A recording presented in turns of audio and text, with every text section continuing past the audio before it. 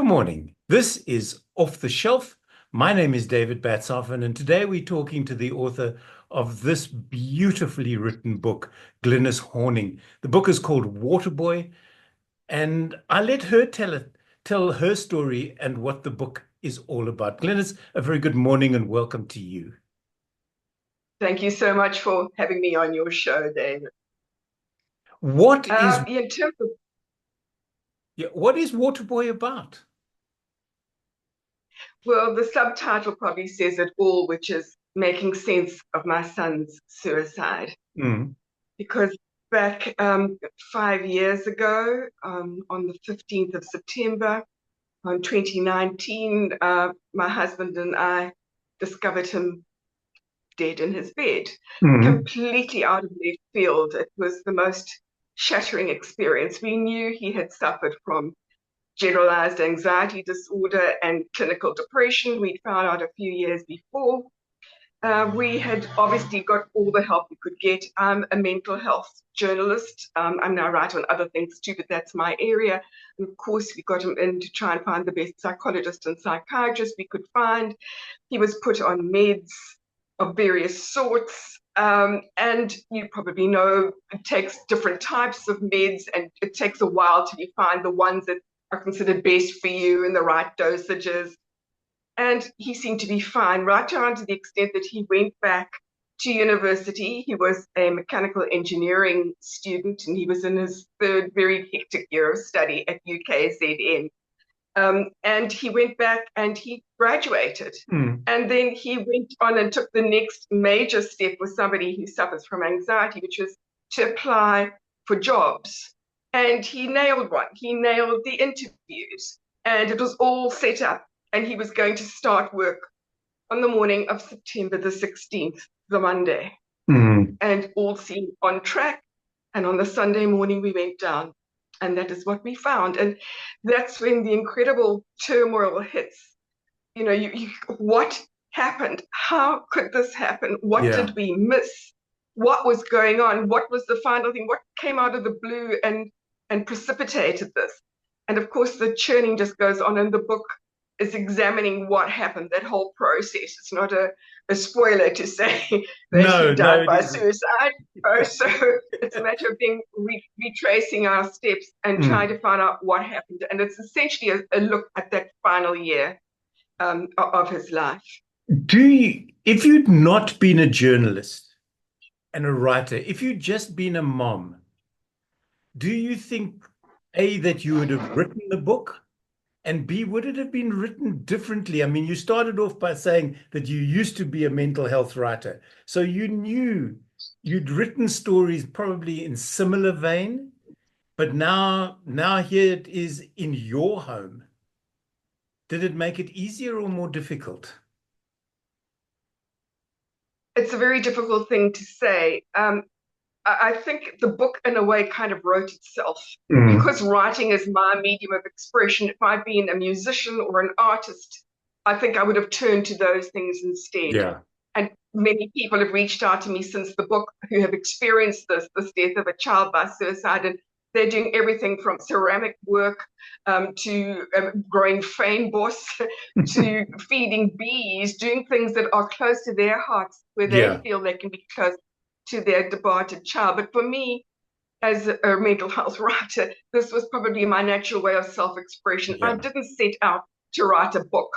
It started off with me actually SMSing and emailing my very closest friends, the trio that I call my Trinity, Mm. who live one in Cape Town, one in America, one in Copenhagen, friends since I was in kindergarten, one of them.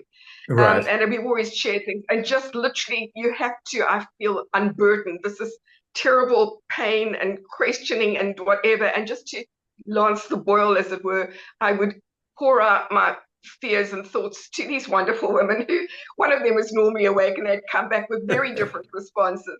Some just amazingly just absorbing all the pain and Mm. being there with me, and that's all one really wanted. And others with quite acerbic wit saying, come on, what about this or that, or you can't think that. And that it was our exchanges which became the spine of the book. And Mm. as it started to unwind over the months, I suddenly started thinking, well, maybe it could actually help other people as well. Mm. And I put it together and put context in there, and writing it in a way was therapeutic too, of course. Yeah, I think any work of like that does help. mm. But yeah, but then putting it out into a public space. I mean, I've always been pretty candid in my writing, and I've brought myself occasionally into stories and things, but not put myself up there Yeah. like that. But to me, the major thrust of what I felt was that I wish there'd been less stigma around mental health and things like suicide. And I'm lucky in my particular circle that has not been an issue. But when the book came out, I suddenly that hit me like a sledgehammer. Mm. People would write in saying, we haven't realized that we share those same, incredible feelings of being suicidal yourself as a Mm. response to this, and all these sort of things. And you realize how common that is, but that people suffer in silence, and sometimes in their own families they're not encouraged to speak out, or it's Yeah. frowned on, would see the devil's work and Satan, and you mustn't go there. And now suddenly discovering it's okay, it happens, and in fact it's incredibly common. 23 suicides a day in South Africa, Well, and okay. at least 10 attempts apparently for everyone. That's 230 attempts a day. That's SADAG's take on that. So it's very widespread, and people need to be able to speak about it, and then also through that, hopefully encourage people who are feeling like you were doing 30 years ago, that there is help out there. That maybe Yeah. this doesn't have to be the only way. But then, But then Glynis, again, as you yeah, yeah. the stat that you've just thrown out is an unbelievably scary one.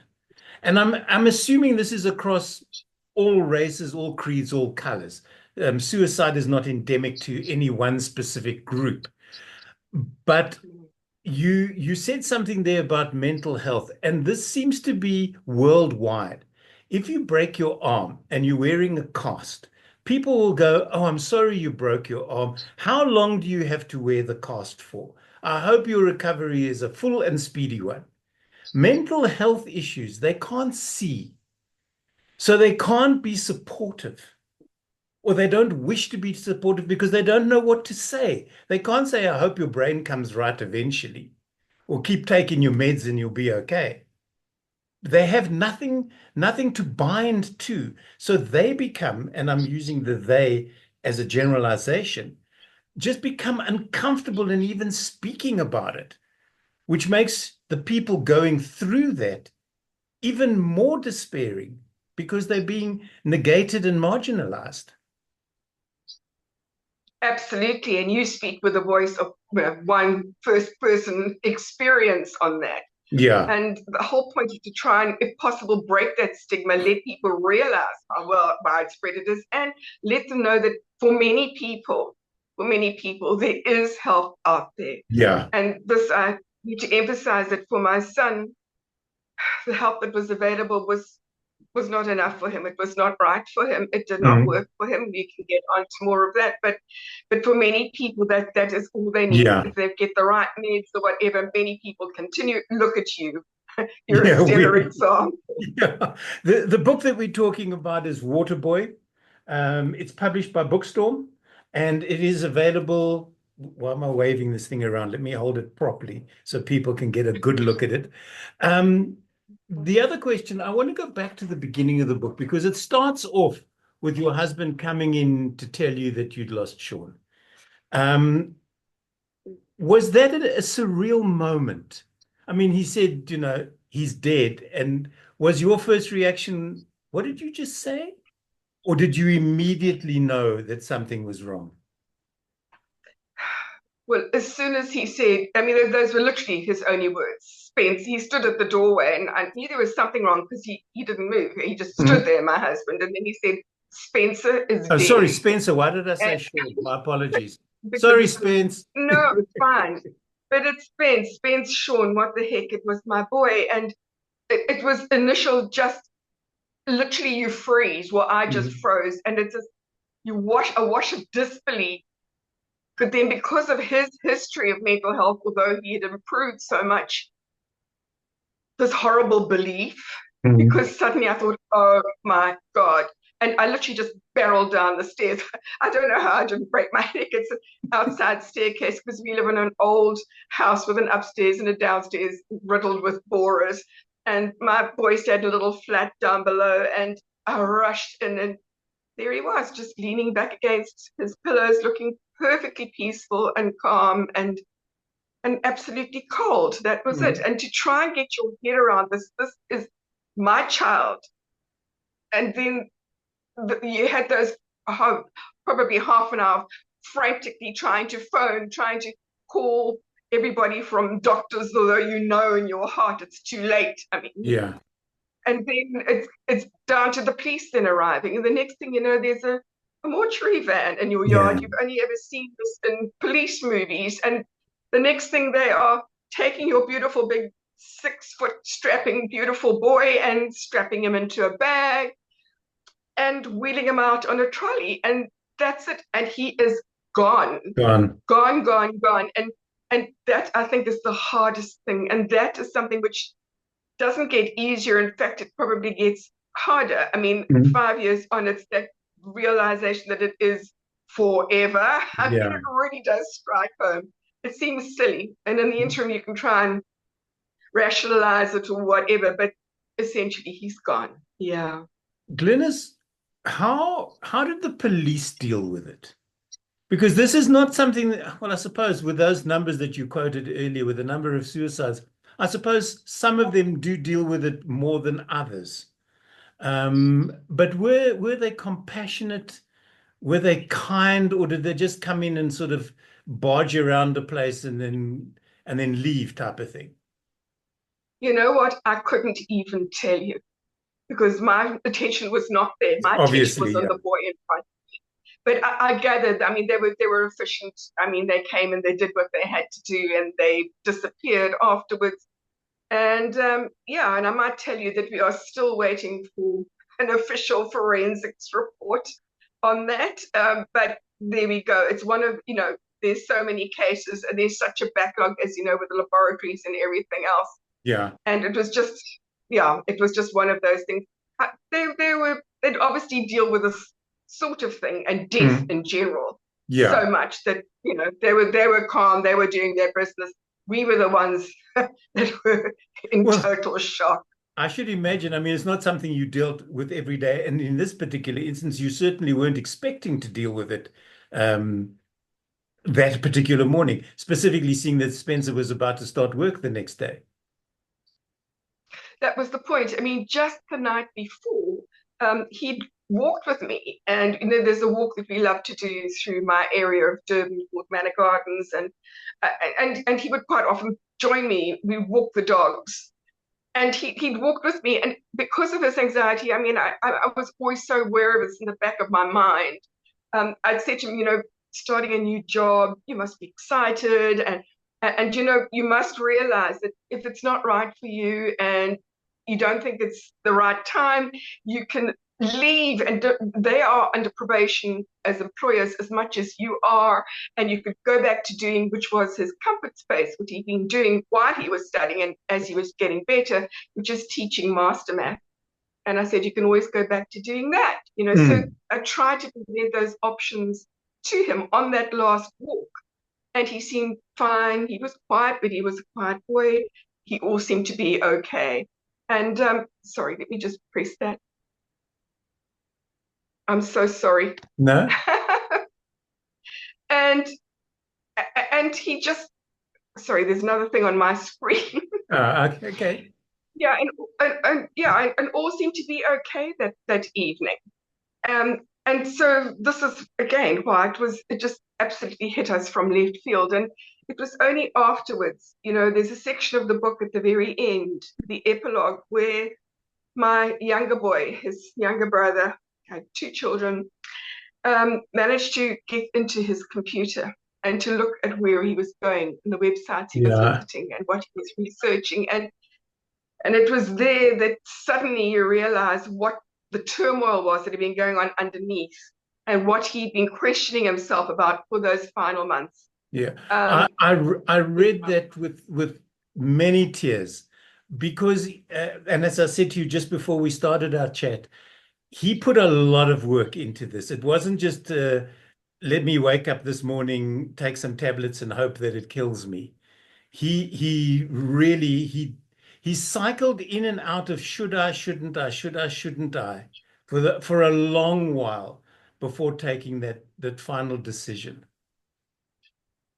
I think it was only care and consideration, which is what he showed in his exit, that it kept him with us that long. I think, Mm, also an episode I mentioned in the book about 3 years earlier, he'd just been analyzed and he'd been put on some meds. And then before things really got going, one evening I got home from my shift doing editing, which would only finish late at night, and he just wasn't there.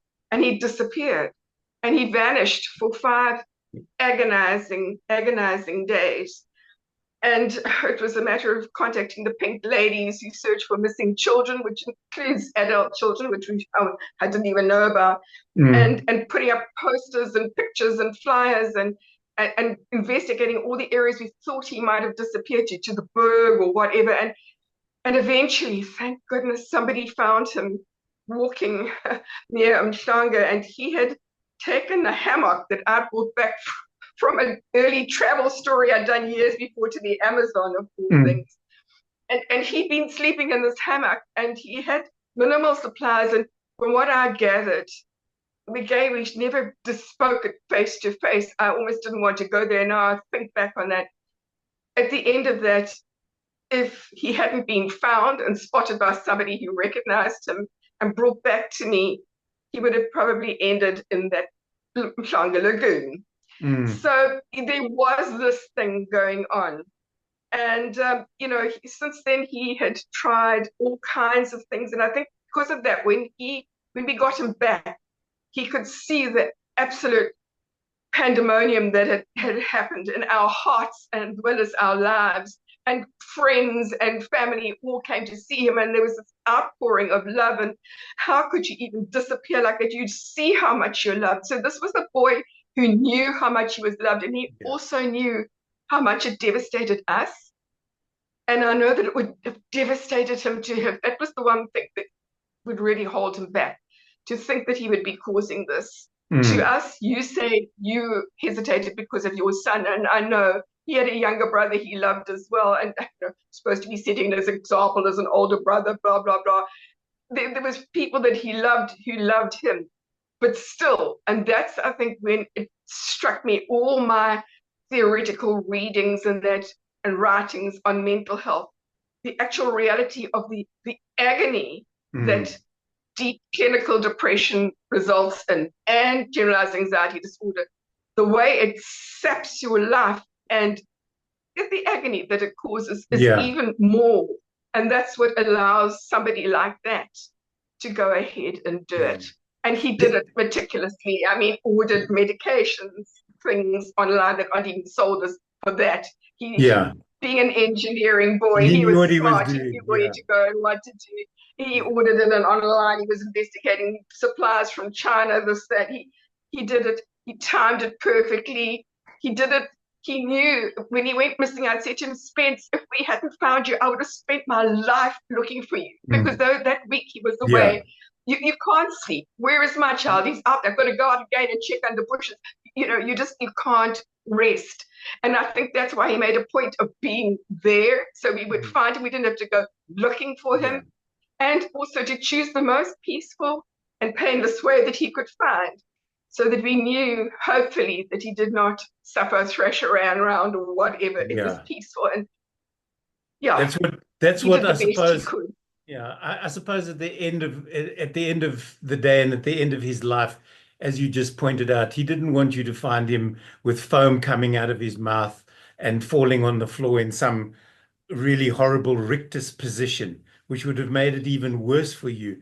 But the one thing, Glynis, that I do want to ask, and you can share or not, because you don't share it in the book, is a 62-word note that he left you.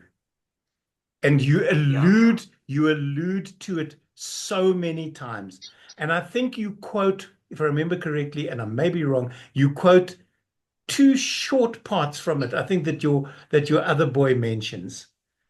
But that is obviously held very close to your heart.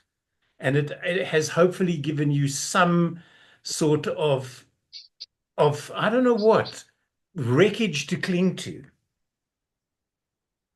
It is wreckage to cling to, and the reason I didn't reveal it, it's one of the things my publishers are said too. Said that there's this one thing you have not given. Do you not want to end? I said, you know what? I've shared everything, Yeah. and I want to hold this one little thing. It sounds so silly. It's one little bit, his final voice. I want to hold it to myself. Yeah. No, that's fair. That's So fair. that was behind that. Yeah. But yes, and I've got to say it was literally a note. It was just one or two lines more than what I've shared in the book. Mm. But literally it was to everyone. And that first line being, I love you all. Yeah. And then the idea that, he would always, he just can't go on and he can feel himself going into another deep trough and he just cannot go back on Yeah. those meds. Yeah. And Because the problem with those and just take us all the memories. the problem with those meds, and you would have found it, and having spoken to people with mental issues, I found it, is that they rob you of your personality. On the meds, yes, you may be calm and all of that. You're like a duck. On the surface, nothing's going wrong. You're picking at the weeds, but underneath, you are paddling like all hell just to keep afloat. And that's what people don't see. And that's what the medication doesn't do. And until such time as somebody comes up with a medication that can leave the person taking them as the person, rather than just a shell of him, her, or their selves. I think that is absolutely putting your finger on it. And on the meds, he was coping. He got his degree. He did all those things. He got the job, but he wasn't quite Spenser. He Yeah. was he'd been, so that was why in that last year, he then weaned himself off the meds, but Mm. under supervision. He consulted a psychiatrist. Everybody warns it's not a good idea. You can't just stop them. You've got to Yeah. teeter them down. I think the term is. And my husband, who's meticulous with things like that, would oversee that he got exactly the right dose each time, and he got himself off them Mm. in the end. But then again, that's when you can see in those when he visited those websites in the epilogue, you can see gradually as the effect of the meds go off and he's more himself and he's thinking again, then the depression and anxiety Yeah. themselves bite. So then he was himself. But I've got to hope that in a way that was himself then that made that decision. It was not Mm. anything medical or whatever. Yeah. And so Medically induced. Yeah. and clear-minded, he made that decision. But yeah, he could not handle the effect of meds, and we saw the difference in him. He felt the difference in him too. And for Right. many people, they do seem to find meds which I don't know suit them better. He tried a whole lot of them in different combinations. He was put on. They kept on changing his meds, but it did not work. And so literally, it was that case of Robert Sapolsky, the American neuropsychologist. He talks about how antidepressants are, when he says it's a bit of a crap game, It is as in indeed. a gamble, that Yeah. you're not quite sure which is the right one for this particular patient and which is the right quantity, and should you add a bit of that one or a bit of that one. And so it is a gamble, but his final thing is no matter what, there's nothing more dangerous than an unmedicated depression. I So one is suppose so kind at of the end left, of the day. Yeah. It's a bit of a yeah. catch-22 situation. For people who haven't yet read Waterboy, is it a self-help book? Or is it just your story in the hope that other people in your situation will just become aware, reach out in your own way? SADAG does wonderful work. They really and truly do. And also, at this particular time of the year when you and I are chatting towards the end of a school year, people are about to sit down and write matric. And I know from my radio days that this time of the year, December, January, is terrifying for school leaver suicides because they are so worried about their results that they would rather kill themselves than face a life without a matric. And I've never been able to understand it. And I'm a useless student. I still don't know how I got through matric. Yeah, I mean, it's one sense of self. It seems that that is on the line. I think that's what people feel. I will be a failure. I will never be anything if I don't get Yeah. this piece of paper, this degree. In my boy's case, at one stage, I think that was part of his stress with his anxiety. So people worry about, yeah, but if they only could realize from hopefully from reading this book that you can have no matric, you can be sweeping the streets Yep.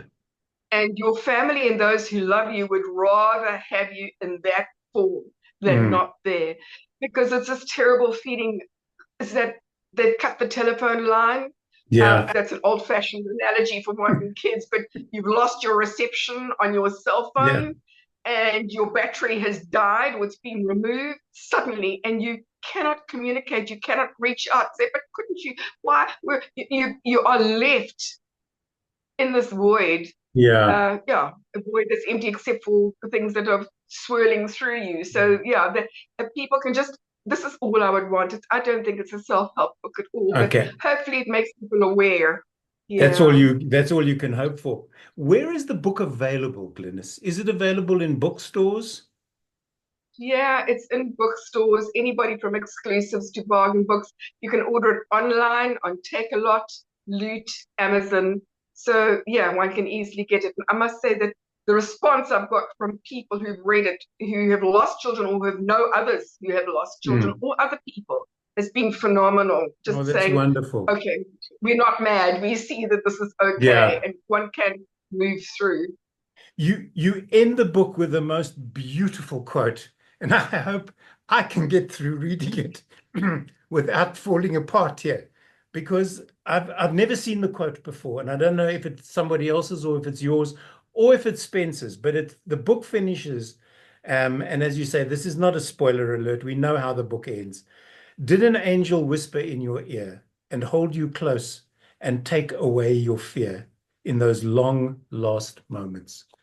Beautiful, beautiful way to end this book as a tribute to both yourself, your husband, your other son, and of course, to Waterboy. Thank you for that. It's actually a line or lines from a song, and they every time I hear them, it gets me as well. That's what we are left with. Thank you. Yeah. Glynis, thank you so very much for being a guest on Off the Shelf. It's really been a pleasure talking to you. Thank you for the book. It was beautiful. It really was. And as I say, it made me weep. It made me smile. It brought back a lot of emotions, and I hope other people read it and feel the same. The book, once again, is called Waterboy, Making Sense of My Son's Suicide. It's written by Glynis Horning, and it's published by Bookstorm. Glynis, once again, thank you for being a guest here on Off the Shelf.